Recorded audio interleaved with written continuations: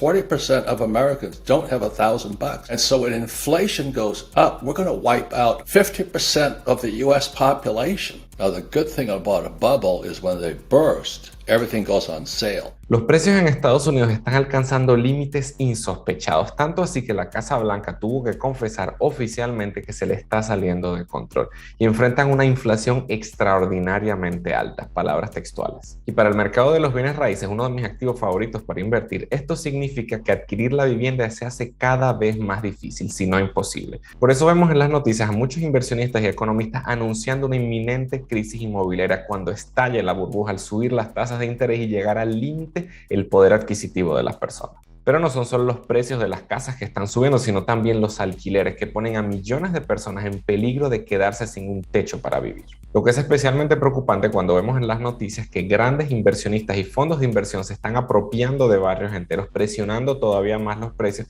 y se les acusa de manipular el mercado para ganar más. Parece ser el fin del llamado sueño americano y la manifestación de lo que muchos temían cuando se popularizó la idea de no tendrás nada y serás feliz del gran reinicio. Por eso, para determinar cuáles son las verdaderas causas de esta locura, cuándo llegará el esperado colapso y si conviene o no conviene comprar, me mantengo en conversaciones con inversionistas en distintos países para prepararme y para identificar oportunidades, tanto para mí como para los alumnos del método Airbnb. Así que quédate hasta el final y suscríbete al canal porque tenemos con nosotros nuevamente el exitoso inversionista inmobiliario Fito Cotes, quien nos ayudará a descubrir la verdad de lo que está por venir. Hay una inflación de los activos. Para no hablar de burbuja, que es lo que siempre nos asustan con la burbuja inmobiliaria. Entonces, lo que sí palpamos de lo que habíamos venido conversando en videos anteriores es que notábamos que la inflación no solamente era del consumo o de los consumidores, de los productos, sino que estábamos notando una inflación distinta, una inflación de los activos, y ahí entran las acciones de las empresas que también vimos que se empezaron a soplar, y de los bienes raíces. Muchas causas o muchas variables frente a eso. Por ejemplo, obtener una hipoteca en el año 2020-2021 en Estados Unidos era muy barato. ¿Qué sucedió? Se creó una demanda artificial por eso, que de eso es lo que debemos de tener en cuenta, de que lo que ha hecho la Reserva Federal y lo que han hecho los que tienen alto poder adquisitivo es crear esa demanda artificial. ¿Por qué? Porque si yo temo, yo conozco, estoy educado financieramente y empezamos a ver un excedente o tener nosotros excedente y vemos nosotros que la inflación empieza a dispararse y a perder poder adquisitivo y vemos que la plata en el banco se nos está yendo de las manos y vemos que estamos perdiendo poder adquisitivo, ¿cuál es la primera acción o reacción de un inversionista? Colocar ese dinero en activos. Esas personas que están educadas financieramente, esas personas que tienen alto poder adquisitivo, millonarios, ricos, como le queramos llamar, o personas que tienen esa capacidad de endeudamiento y de compra, ¿qué hicieron? Fueron al mercado de capitales, Gabriel. Por eso empezó a subir la bolsa de valores. Y fueron al mercado inmobiliario a comprar. Y por eso empezó a subir los precios de los bienes raíces, en lo que tiene que ver con esa demanda artificial, digamos así. Porque lo que hago yo es salirme de ese capital que yo tengo líquido, ¿verdad? Y empezar a colocarlo en inversión. Entonces, Estados Unidos y la gran mayoría de los países, por esta pandemia o crisis sanitaria que tuvimos, estimula la demanda inmobiliaria. ¿Cómo? Bajando las tasas de interés, generando ayudas económicas a toda la población, empresarios, gente con plata, sin plata, a todos. Entonces ahí viene un incremento de esa demanda, un aumento exagerado de la demanda de los bienes raíces. Esa es la lectura que hemos tenido entre el 2020, 2021, 2022, que estamos notando que no ha parado. ¿Pero por qué no ha parado? Porque la inflación no ha cesado, la inflación sigue creciendo. Y para nadie es un secreto, la inflación de Estados Unidos cerró en 7.5. Y la gente dice, no, pero es que es Estados Unidos. México cerró en 7.07, España en 6.1, Colombia en 6.9, República Dominicana en 8.3. ¿Te acuerdas que nos decían, no, que esa inflación no va a subir? ¿Te acuerdas que nos decían muchos que comentaban en los videos? Y nosotros veíamos que sí iba para arriba. ¿Por qué? sencillamente las tasas de interés, por ejemplo, en Estados Unidos, al 0,25% la Reserva Federal. Y veíamos que los bancos comerciales tenían tasas del 3% efectivo anual en los bancos comerciales. Y veíamos que, obvio, si la tasa de interés de los bancos centrales o de la Reserva Federal en Estados Unidos baja, pues el valor del dinero baja y los bancos baja la renta fija. ¿Por qué? Porque ya el dinero de los ahorradores no vale nada. Y las tasas de los bancos comerciales también bajan. Y eso que estimula la inversión, estimula incluso el consumo de las tarjetas de crédito, de todo tipo de crédito, de libre destinación, etc. Y luego, ¿qué empezó a pasar? Cuando empezó a dispararse la inflación, muchos de los países de acá Latinoamérica, como Colombia, por ejemplo, que tenía una tasa del Banco de la República o del Banco Central del 1,75, fue subiéndola, Gabriela, hasta el 3%. Al subir las tasas de interés, empieza a haber una esperanza de los gobiernos, digamos así, a que ceda esa inflación. Pero es que hay otros factores que están impactando la inflación. Y ahí viene el crecimiento de la población. ¿Qué está pasando con el tema de las rentas también? Entonces viene un incremento de los precios de los alquileres y de las rentas. Nosotros pensábamos que los bienes raíces iban a seguir subiendo. ¿Y por qué nos daba un indicio que los bienes raíces iban a seguir subiendo? Porque estábamos notando de que la mano de obra subía, que las materias primas subían, y eso impacta a la construcción de nueva vivienda, pero también impacta a la vivienda usada. Entonces ahora viene un componente de los inversionistas, que el inversionista está colocando su plata como refugio en estos activos. Entonces, los grandes capitalistas o los millonarios o los ricos del mundo están colocando dinero ahí. Y si colocan dinero ahí, ¿qué está pasando? Aumentan la demanda. Y si aumentan la demanda, suben los precios. Porque empieza el inventario, que es lo que está pasando en Estados Unidos, que los inventarios de los bienes raíces están en los mínimos históricos. Y eso está impactando, por ejemplo, lo que tiene que ver con el crecimiento económico. Por ejemplo, en Colombia crecimos un 10,6%. Eso no se veía hace mucho tiempo. Estados Unidos creció el 5,7%. República Dominicana creció un 4,7%. España creció un 5%. México creció un 5%. Está siendo como coherente esa parte del crecimiento económico frente al mercado inmobiliario. Algo interesante ahí que me llama la atención es que, claro, con el tema de las rentas, cómo está subiendo el costo de la vivienda, siempre está ese miedo de que, bueno, las personas no van a poder acceder a las viviendas, se están quedando sin casa, todo el sueño americano que se habla tanto y que comentábamos en otros videos. Pero entonces resulta que justamente viene ese factor, digamos, de los millonarios, que, bueno, entre todos los factores que venimos mencionando, el mismo hecho de que suban las rentas hace que sea un incentivo porque es más rentabilidad para el inversionista que está invirtiendo en una segunda, tercera o quién sabe cuántas propiedades, porque a pesar de que sube el precio como tal, ¿verdad? de la vivienda, si la renta sigue subiendo, la rentabilidad, digamos, se mantiene o aumenta. E incluso suben las tasas de interés y puede ser que el costo sea más elevado para poder adquirir el activo.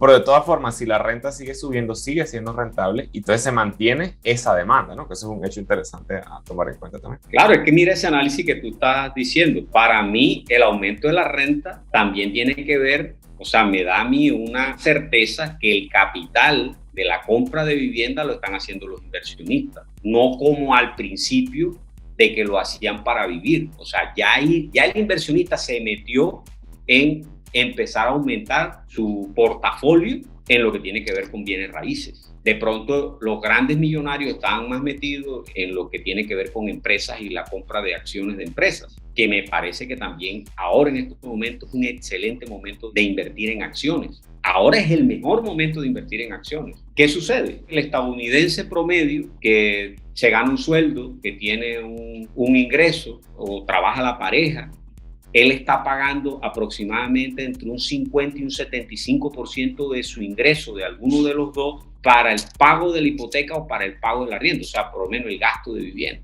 ¿Y qué sucede con el inversionista?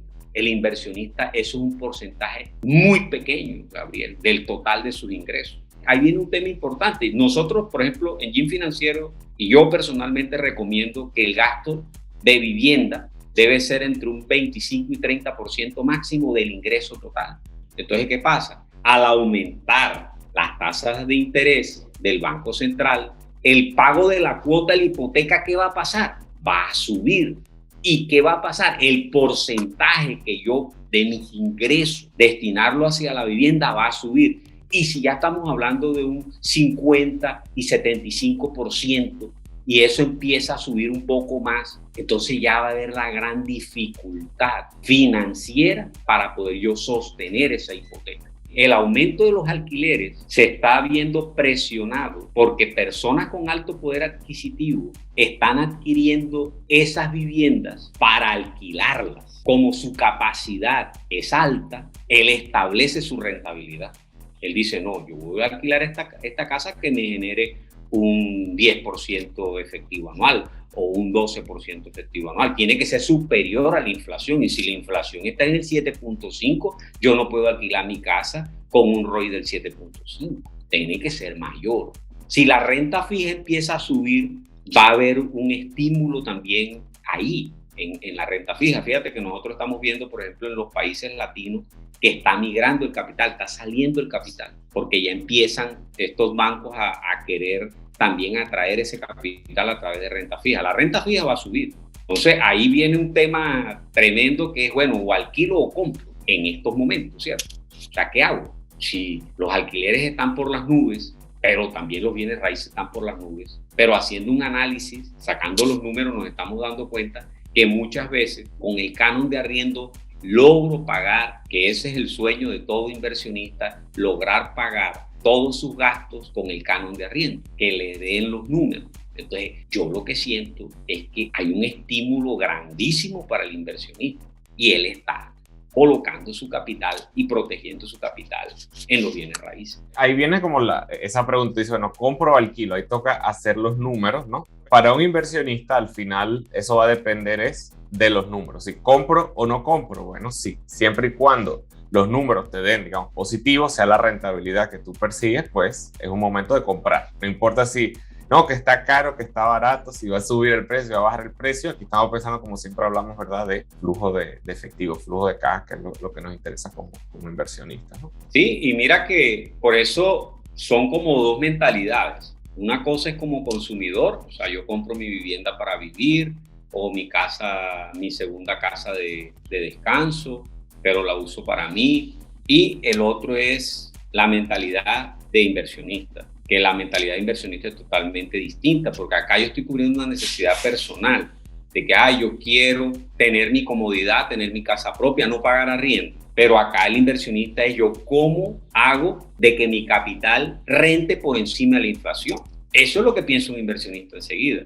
Y si estamos hablando que en promedio la inflación está en promedio un 7%, pues yo necesito mínimo tener mi rentabilidad ahí en un 7-8%. Si la tengo menos, estoy perdiendo poder adquisitivo. Entonces, ahí es donde viene esa indecisión. Entonces, la primera pregunta es cuál es el objetivo, y siempre lo hemos dicho. O sea, ¿la vas a comprar para ti, para vivir, o la vas a comprar? Es una propiedad de inversión. Yo le hablo a las personas que van a comprar para inversión. Y lo que van a comprar para inversión es que calculen el ROI neto, pero también calculen el ROI bruto. ¿Y el ROI neto qué es? Sencillamente el canon de arriendo sobre el valor de la propiedad. Y el ROI bruto es el flujo de caja, que es realmente el ingreso pasivo. O sea, ¿qué me queda a mí a la renta, verdad? Menos los gastos de esa propiedad, hipoteca, mantenimiento, seguro, etcétera, todos esos gastos que se genera la propiedad, y qué realmente es el flujo de caja, que ese es el verdadero ingreso pasivo. El error de muchas personas que se meten en este tema de invertir en bienes raíces, Gabriel, es que creen que el ingreso pasivo es el canon de arriendo. Y eso es un error grave. El ingreso pasivo no es el canon de arriendo. El ingreso pasivo es el flujo de caja de esa propiedad. ¿Cómo sabes tú si te dan los números o no? Muy sencillo. Si ese flujo de caja es negativo, pues no estás comprando un activo. Así de sencillo. Estás comprando un pasivo, algo que te va a sacar plata de tu bolsillo. Es una teoría muy simple y muy sencilla. Y esos son los números que hay que hacer. A mí permanentemente me llaman, ayúdame a hacer los números, Fito. ¿Cómo calculo la vacancia? ¿Cómo calculo el mantenimiento de una propiedad? ¿Cómo saco esos cálculos? Con información histórica. ¿A quién se la pregunto? Al propietario, al que le voy a comprar. O también lo puedo hacer a través de un sondeo del mercado. Ahí viene un tema que es cómo está tu situación financiera y definitivamente cuál es el objetivo. Si es para vivir, mi recomendación es ¿cuánto tiempo esperas vivir en esa casa? Sería como un tema que te recomendaría yo, porque si es un corto plazo, no te recomiendo comprar vivienda. Y si tu situación financiera en estos momentos está bien, o sea que el total de tus ingresos tienes un excedente de aproximadamente un 20-30% del total de tus ingresos, pues empieza a invertir, empieza a comprar propiedades de inversión que generen flujo de caja positivo. Pero fíjate que hay un tema, porque uno diría, no, pero es que ese tema posiblemente se agota. Mira, hay 600.000 personas en Estados Unidos sin techo y en Europa hay 700.000 personas y en el mundo hay 100 millones de personas sin techo. Ahí podemos mirar, bueno, ¿por qué están sin techo? Y posiblemente ahí hay una gran oportunidad para ti de poder ver cómo tú creas una oferta para esas personas. O sea, ¿a quién le vas a apuntar? Y siempre, como lo hemos hablado, cuando vas a comprar una propiedad, ¿cuál es tu avatar? O sea, por ejemplo, en el caso mío, mis avatars son empresarios. Yo compro propiedades comerciales. Entonces, ¿a quién le quieres apuntar? Porque es que a veces no tenemos como esa estrategia, Gabriel, para comprar. No tenemos claro, no sé, ay, voy a comprar porque es que aquí todo el mundo me dice que esto está bueno. No, vamos a hacer un análisis, vamos a crear una estrategia, vamos a establecer un objetivo, vamos a hacer los números. O sea, toda esa cantidad de ingredientes son necesarios para poder tener la decisión de hacerlo. Y es lo que queremos orientarte hoy aquí en este canal, de que tú no lo hagas por impulso, hazlo de una manera responsable, de una manera profesional. Y por eso siempre lo he dicho, busca ayuda. ¿Te quieres meter en el Airbnb? Ahí tienes a Gabriel. ¿Quieres entrar al negocio inmobiliario y no tienes ni idea? Búscate un experto, búscate un mentor, busca ayuda, busca gente que ya lo esté haciendo, que le esté funcionando, que esté generando ingresos, que le haya ido bien, que lo esté haciendo, que lo viva. Por eso, para iniciar en el negocio inmobiliario con alta rentabilidad como lo estoy haciendo, yo ve al enlace que dejé debajo en la descripción y regístrate al entrenamiento gratuito que preparé para ti. Y si quieres profundizar en los orígenes de lo que se avecina, ve el siguiente video. Soy Gabriel González Florentino, el economista youtuber, y recuerda que todo sistema tiene su método y el método funciona.